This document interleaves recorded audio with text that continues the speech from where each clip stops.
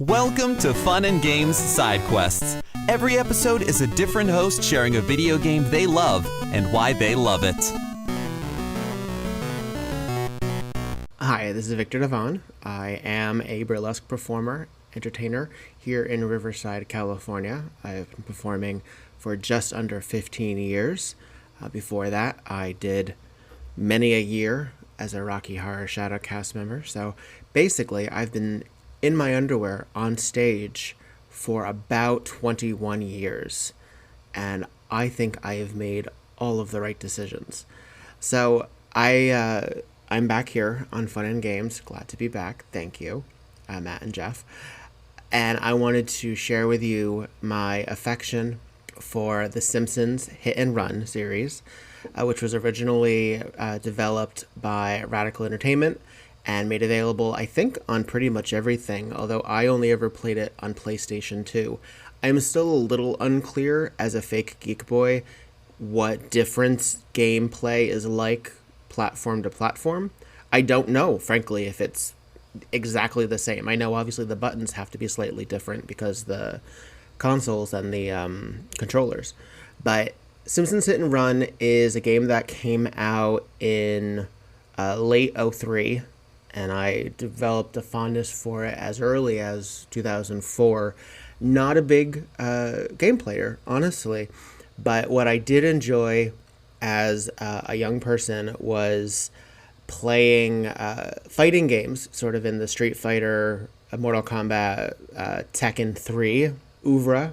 But then I started to get really into these driving games, and I was never the only driving game I ever played as a kid was Road Rage for Sega Genesis, which was awesome. And I did eventually try to get a Sega Genesis console so I could play it again, and it just never worked out. Still time. There's still time, right? So I got into Vice City, which is the Grand Theft Auto video game, and I never was one who played the missions. I just wanted to go around causing havoc. And those of you who listened to my diatribe on The Sims should understand that clearly I'm working through some aggression and some stress relief when I play my video games. But as a high schooler, I got into this game called Crazy Taxi, which to date, I think it was only for Dreamcast. It had that wheel that you physically had, it was an external wheel that you drove with. Very Maggie holding on to that steering wheel. Years later, got into Grand Theft Auto. A lot of fun. Very easy to get in trouble, however, if you play it rough, because the cops in that game are not playing around, and it's very hard not to crash into things. And The Simpsons Hit and Run was sort of the best things about Crazy Taxi and Grand Theft Auto, with one of my very, very favorite television properties, which is The Simpsons. And the whole point is that you get to basically, run amok in downtown Springfield and see all of the characters. It is a little jarring to see them in 2003 version of Third Dimension. We got a little taste of that in that Treehouse of Horror episode. It's not nearly as smooth as that in the video gameplay. So some of them render a little better than others. Homer's pretty good. Marge is pretty good. Elisa looks a little odd. Some of the secondary and tertiary characters, varying degree of success. But the whole point is basically you start off as Homer, and you have to do all these quick missions to sort of, get the concept of the gameplay. And you have to go to the Quickie Mart. You have to go to the power plant. You have to go back home. And while it's under this odd concept of there's surveillance happening in the town, and all of the video cameras are like these wasps, I don't know. It's all just a device to get you into the car and crash into things. But it's timed, just like Crazy Taxi was. So you actually have to go from one place to another and within a certain amount of time and accomplish these things. And that's never really been my jam. As I said, I was never good at that in Grand Theft Auto. I was pretty good at that in Crazy Taxi. You learn.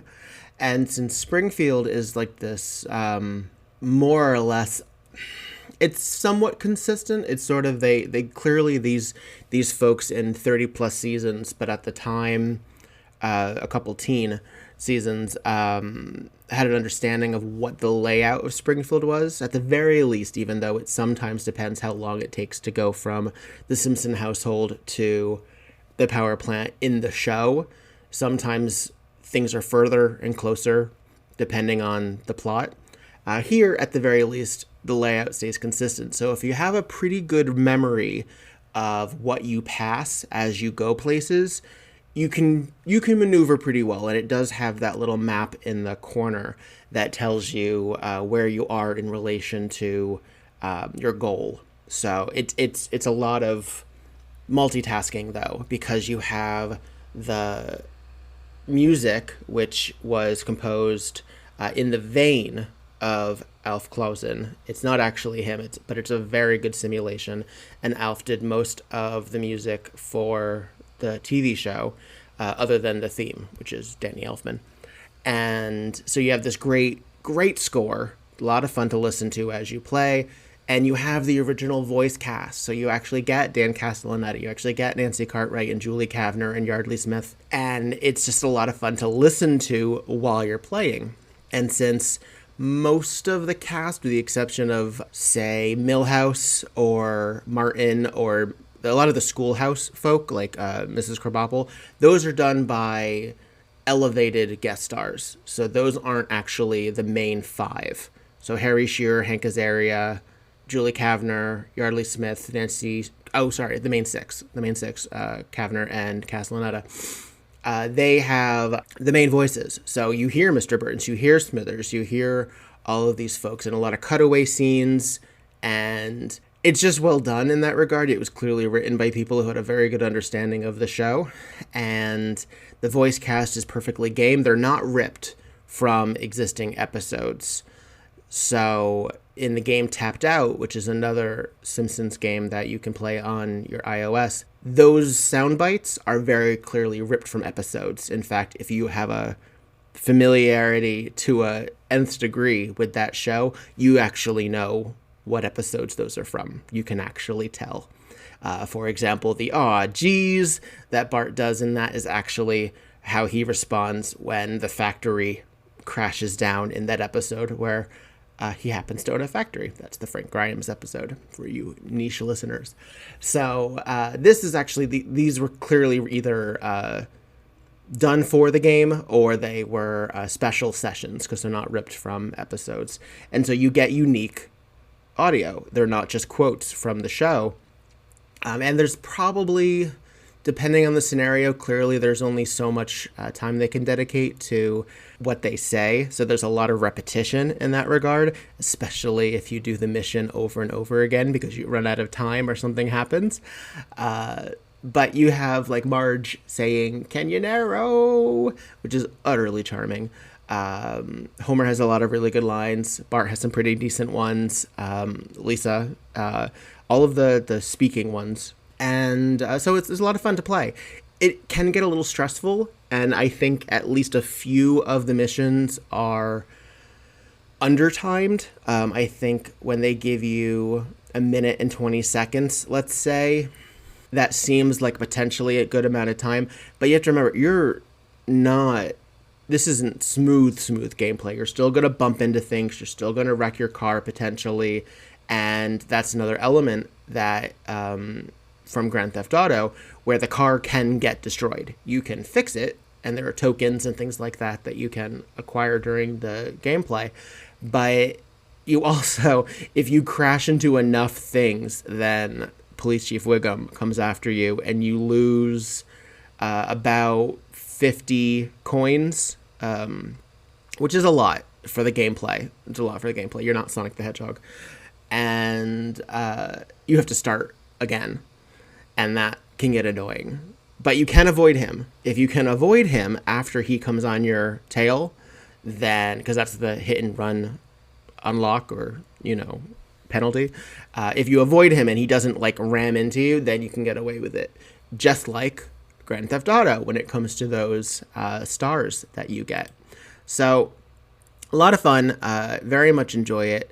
And if you have an opportunity to play it, it was released as like a greatest hits for a couple of the platforms. And so I have a copy of it. It's, I think, first generation, however.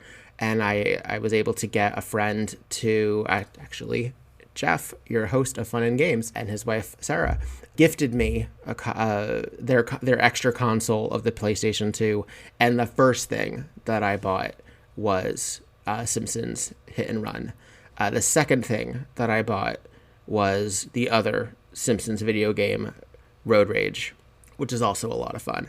So yeah, that's basically it. A lot of fun. Only really get into it if you're into The Simpsons, because it's very The Simpsons. But if that's a plus for you, then I absolutely recommend it. So you can find me on all kinds of places at Viktor Devonne, VIKTORDEVONNE. As things continue to open up, I will be re-entering the stage floor hopefully soon as a burlesque performer. For the moment, I've been doing a lot of digital shows under the White Elephant Burlesque. That's WE Burlesque on all platforms, to sort of explore the fascination that I have with watching burlesque with other people and being able to talk about it while it happens via the chat room, which you can't really do in person. Very rude. But digitally, you can do that. So that has been a lot of fun as well. And I have to say, between that and being able to just enjoy myself with something like Hit and Run, which is just fun, has really made the last several, oh God, what is it, a year and a half, that much more bearable. So I have to say, even though I'm not much of a gamer, one of the great saving graces, in fact, was a game. So that's pretty terrific. Happy gaming. This is We Burlesque. Hi, this is Viktor Devonne, and I run the We Burlesque Podcast Network. I am currently in my 5th season of the We Burlesque Podcast, which began, so many episodes ago, and I've been so delighted and intrigued to learn about our colleagues and our friends in the industry, to find out where we began, where we're going, what we've done, and especially in the last year, what we haven't done. So if you enjoy being a wallflower in the dressing room and hearing all about what we do, why we do it, and what's left to do, please go to Apple, Spotify, Stitcher, iHeartRadio, Google, Libsyn, and probably some other ones I don't even know about. Oh, we're on Audible now. How neat is that? We're on frickin' Audible. So go to your platform of choice, hit subscribe when you find We Burlesque. That's WEBURLESQUE. I should know how to spell it by now. So, or you can go to WeBurlesquePodcast.com. That's all one word. That's WEBURLESQUEPODCAST.com. Yeah, that should do it. Or on Instagram at WEBURLESQUE. That's it. Hi. So, anyway, be well, be safe, and let's talk.